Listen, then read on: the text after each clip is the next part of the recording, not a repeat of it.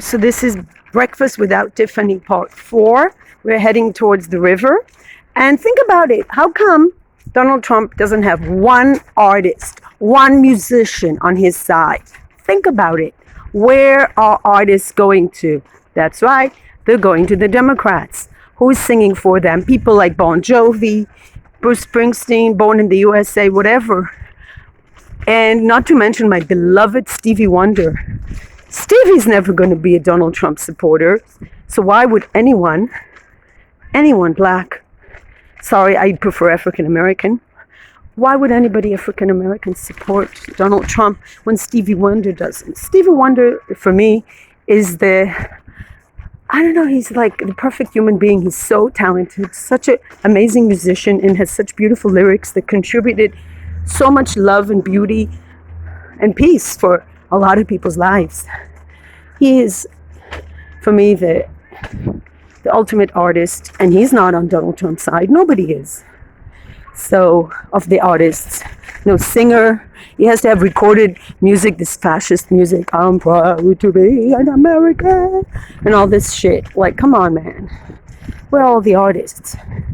They're not on your side because artists are for liberty and justice for all. They don't want people that are speaking badly about people. And as for Tiffany and her breakfast, Tiffany with her blonde hair waving, just like answering questions. You just finished college. Do you think you're a suitable person to answer about crucial matters that relate to such an important country as the USA?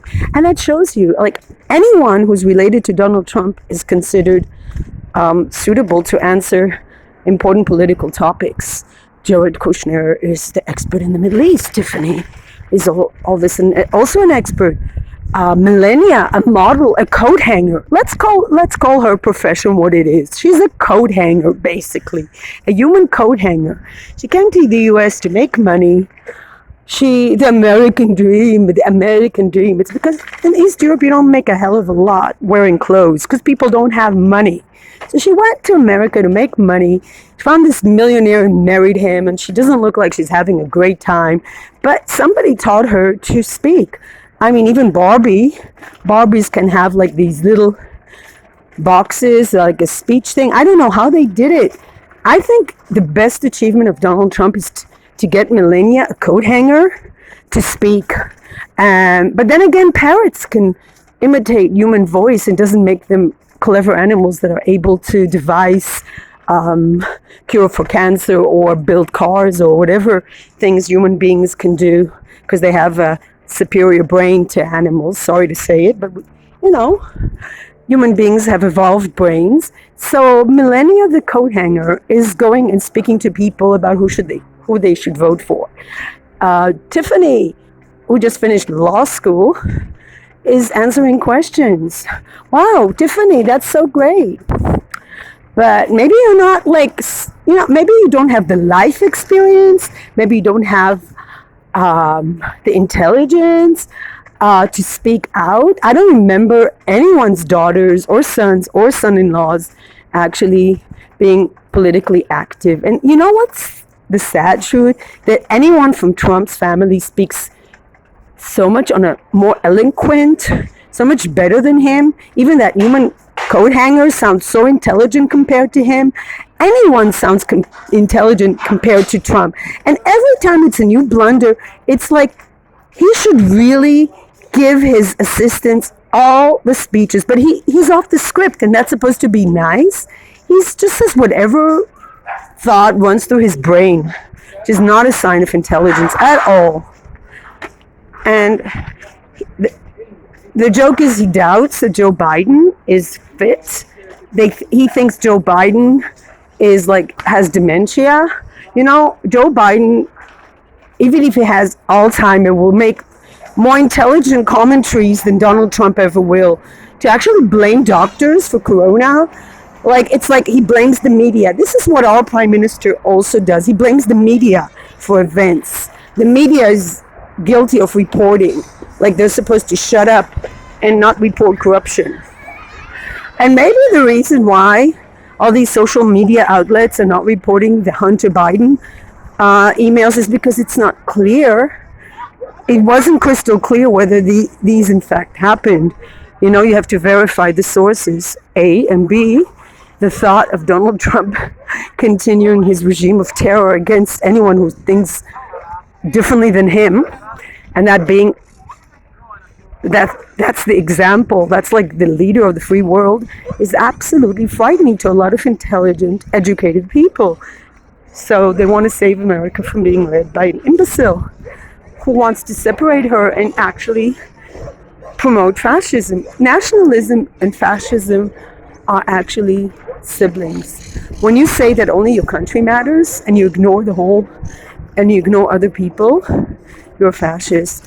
It's like a person saying, I come first. Say, I work with children. And a child that says, only I matter, is antisocial and is a problem. And this is, I'm talking about kindergarten. So can you imagine what it's like on a larger scale? Any country who presents itself as the greatest nation on earth, and the Democrats do it too, has to have a problem. Because no nation is greater than other. And the whole idea in Europe was to act together so we don't have fascism that took over Europe 75 years ago.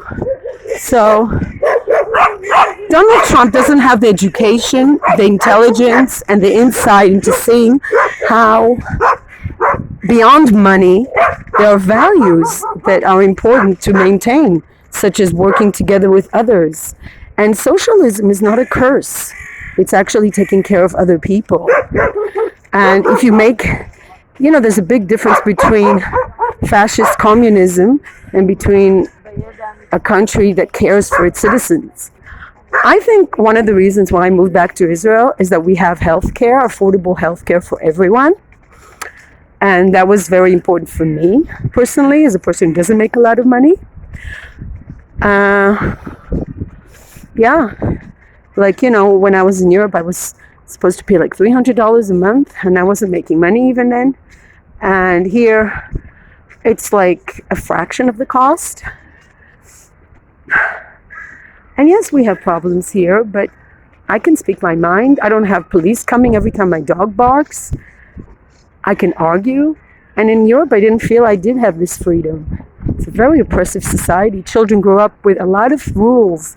And it makes them very disciplined society, but it also makes it very difficult to express yourself.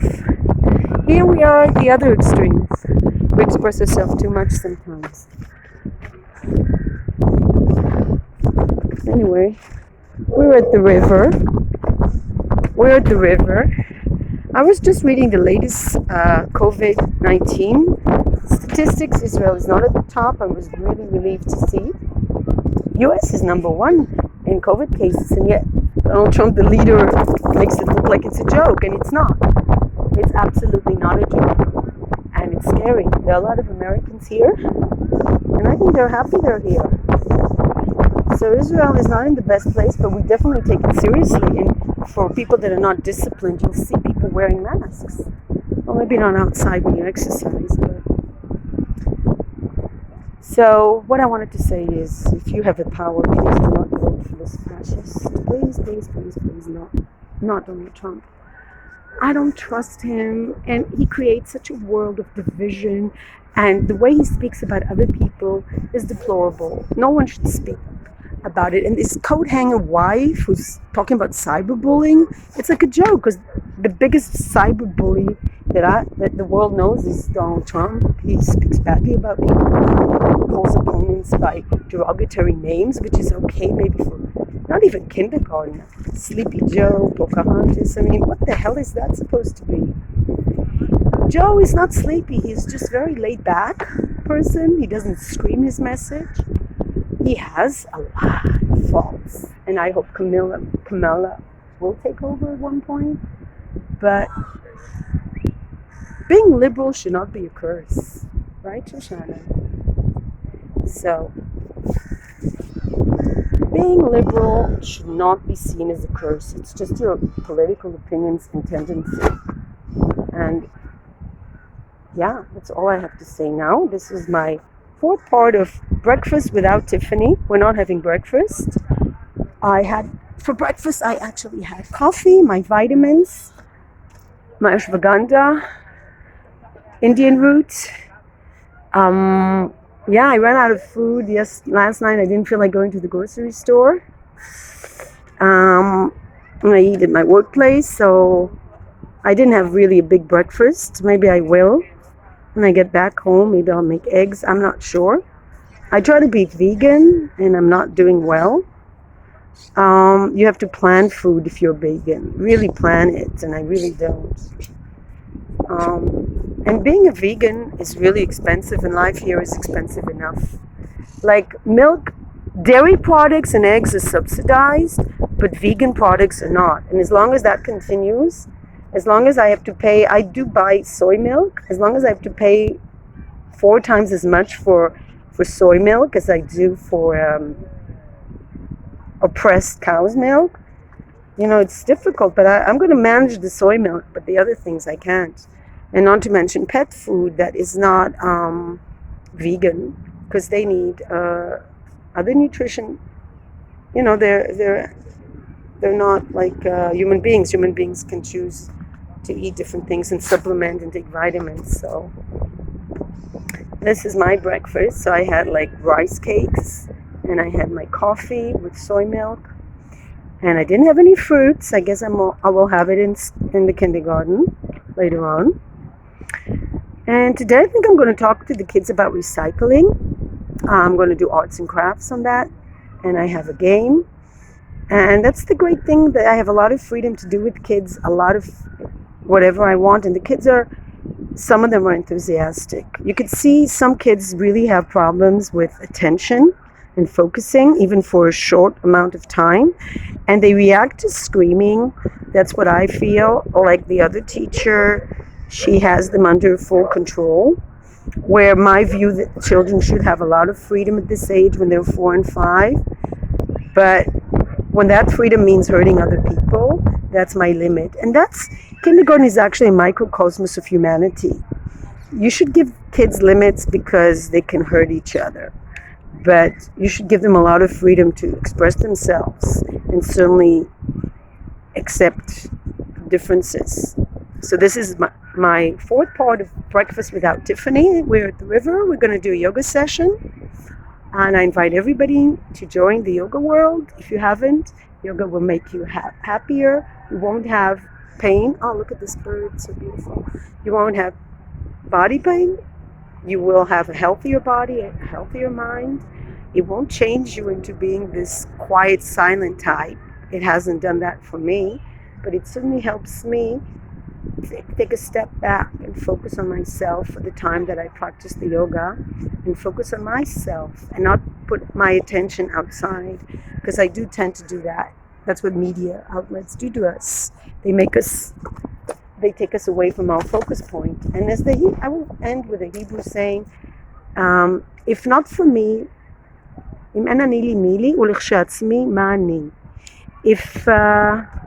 if not for myself, what have I? But if only for myself, what have I as well? Like, you can't just be with yourself. And sometimes I think that I'm interested in the world because I have a hard time focusing on myself. But it's also because it gives me hope to see that I'm not the only person having the thoughts I'm having. Because I often question a lot of things in society. And since I don't have direct communication with any human being on a daily basis as a single person, I like to listen to people talk, and I like certain media outlets that allow people to speak. So I listen to Steve Bannon, I listen to the conservative voice, and then I realize I'm so far away from that, because conservatives want everything to stay the same. This is what conservatives means. It's like conserve. Let's keep society the same. Let's not change things. Let's do the same things we have always done, which is why it's no coincidence the religious groups in Israel, it's the Orthodox, in America it's the evangelists and various Christian groups. They are conservatives because they don't want change. They want you to do the same things that their grandparents and their great grandparents have done without change. One battle I have is getting religious people to look at vegetarian lifestyle as an alternative and acceptable lifestyle. It's so difficult to speak to a religious Orthodox person. It's like talking to a wall. Because first of all, they make a lot of money from the meat industry. There's kosher, like people that supervise kosher, whether it's kosher or not. I had a woman in the supermarket. She says to me, "Is this kosher?" And I said, "Well, it says it's vegan, doesn't have animal products. So yeah, why? Why wouldn't it be kosher?" No, kosher is about this, it's about that, and it's about the tools you use. And I'm like, oh God, it's about listening to authority. It's about not deciding for yourself. This is part of being conservative. It's not thinking for yourself. And thinking for yourself is difficult. It's much easier to follow the flock. It's much easier to be like, man, I'm a sheep. I listen to other people. To be an individual is difficult. To be a liberal thinker is difficult. It's much easier to just do what your grandparents do and your great-grandparents did. But that's how we have a horrible lifestyle where all of a sudden you wake up and say, hey, I'm not happy. Why am I not happy? Why am I not happy? It's because it doesn't suit me. I'm wearing clothes that are not cut for me. That's a metaphor. Like, I can't wear the clothes that my mother or my grandmother wore because I'm not my mother and I'm not my grandmother and I'm not my great-grandmother. I'm a different person. And the thing about being human is to adopt to changing climates. Human beings adapt. We're in cold climates. We're in hot, warm climates. We know how to adapt to different changes. Animals do not. Animals die if they don't have the right temperature or food. Like the panda or all sorts of animals die out because they don't have the right food. Only animals that adopt, like rats or animals like dogs that befriend human beings and make alliances, they last. So Donald Trump's way of life doesn't last. It's not about adapting to the world. It's not about making alliances, really. It's about conserving a certain lifestyle which is really outdated. So for Tiffany, I hope she'll never need an abortion. I remember the previous election, there was Sarah Palin and her daughter being pregnant, and she had the baby.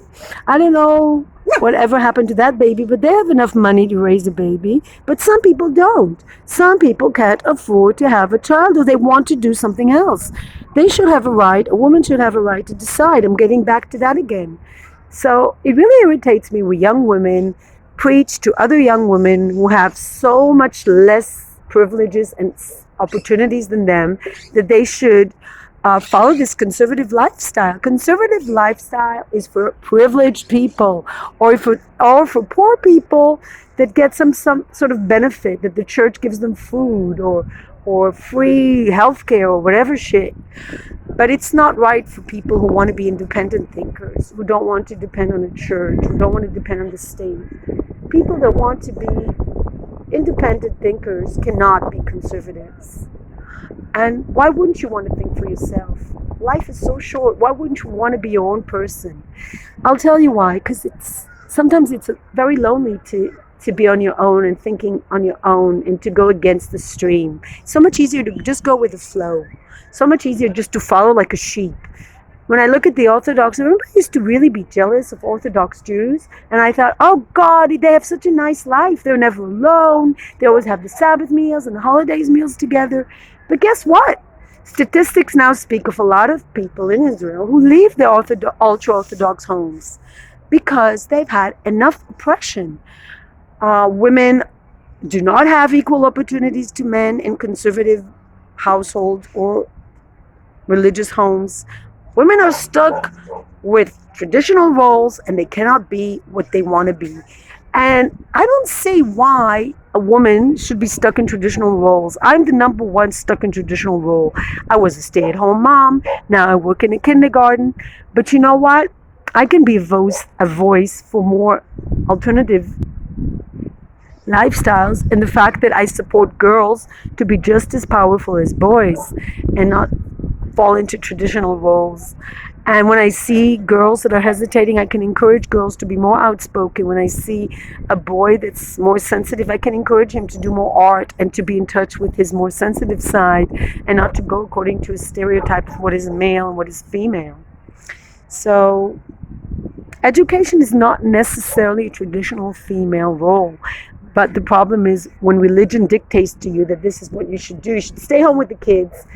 And I didn't marry a religious man. That's the joke. And then when I wanted to leave him, he said, but marriage is according to God. And like, since when did you ever follow God? When you were mean to me? When you refused to share your bank account? When you just disappeared and left me on my own and didn't even say when you're coming back? Is that when you found God? My ex-husband was a macho man who made me more liberal than I ever was before. Before I met him, I was a liberal person. I was a stay-at-home mom temporarily, I thought. And then I stayed in that role too long, and it really, really eroded my self-confidence. I was living in a foreign country where I had zero chance of working. Anyway, I'm an unusual person and it's hard for me to fit in systems. And even so, when I don't speak the language well enough. And you say, why didn't you learn the language? Well, it's because no matter how hard I tried to learn the language, it was never good enough. And I didn't fit the little box. And it was a very conservative society. And I just couldn't find my place. I don't know. And I never formed good alliances. I always befriended crazy people that were misfits and didn't have a lot of power in society. And you know who had a lot of power in society? Conservative people. Exactly. Not people that were different. And as a person that's like alternative, I had a really hard time fitting in. So I did a little research, and then I realized that the city where I was born is very, very friendly to people that are alternative. And I thought, why shouldn't I go back to my country and resuscitate my life and be something before I leave this earth? And I didn't know what it is I'm meant to be here. I still don't know. I know that I need to do more art. But you know, if your art isn't seen, it's not art. Art is not if it's a poem in a drawer, or if it's a painting that nobody sees. So in order to make myself seen and heard, I need to be in touch with other people. And I'm trying to do it really slowly, very slowly, through the media outlets and through feeling that I'm in a place where police isn't going to come because this dog is barking. Once the police force is focused on a barking dog by the lake, they're not focused on more important issues like domestic violence that I endured, like racism that was like openly practiced, like only black people were searched and asked to identify themselves. I'm not saying Israel is perfect society. I know there are a lot of problems, but at least we don't hide it and we don't claim to be like this amazing place that takes care of everybody when we're not. And well, at least our prime minister claims we are, but most sane people don't think we are a perfect country. Only uneducated people say, oh, Israel is perfect, it's perfect. It's not a holy land. It is the home of religions, the Judo, Christian, whatever. But you know what? Anyone who claims that the Judo, Christian lifestyle is not aware that there's so much more than that in life, and people evolve, and they don't stay in religions that began thousands of years ago. People evolve. The only people who don't evolve are people who are stuck in cookie cutter frameworks that don't think beyond the little box. And people that don't think beyond the little box are not happy human beings because they don't grow. They just stay the same little cutter. And I don't believe that the universe, the creating force of this universe, wants us to be cookie cutter types. I think diversity is what the universe has in mind. Otherwise, all the animals will look like dogs or cats or birds. But we're all different. So I don't know when liberal thinkers became cursed or dangerous. But you can definitely understand that change threatens people that want to suppress freedom of expression. They want to suppress growth and change in society. So don't vote for fascism and racism and isms and nationalism, because they're all three. It's like in France, it says liberty, liberté, égalité, fraternité. Brotherhood, free, liberty, liberty, brotherhood, and equality. Well, just because there's terrorism doesn't mean the system doesn't work. So don't say, oh, look in Europe what happens, they should be fascist and they control everybody and kick all the Muslims out. Yeah, but there are a lot more Muslims out there that are peaceful than there are that are terrorists, if you look statistically. And it doesn't mean that the extremism are the exceptions are not the rule. And if you think scientifically, you realize that. But if you don't, if you listen to the fear that these conservative systems send to people, the messages of fear, then, if you listen to the fear, then you encourage this fascism. There's no other word for it. Donald Trump is a fascist. And he can make peace treaties, but if the peace treaties mean giving weapons to countries that are led by dictators, would you want to be neighbors with those kind of countries? I wouldn't. Now they have weapons. They can sign any agreement they want. They're dictators. They can just tomorrow rip it up and laugh in his face. And Jared Kushner is not exactly a person experienced dealing with the Middle East. What is it? He lived in New Jersey? When was the last time he saw a Muslim person? When he was eating kebab? So the whole thing, Jews for Trump, is a joke. Because you know who's for Trump? Orthodox, ultra-Orthodox Jews are for Trump. And they are not the majority of Jews. Most Jews are not ultra-Orthodox. Most Jews are like me, I believe. I think I represent the sort of typical Jew who lives in Israel, that goes to the army, that does everything the country tells them to do, but still thinks for themselves. People here are very, very free thinking. And that's why it makes me sad when we put us in a box.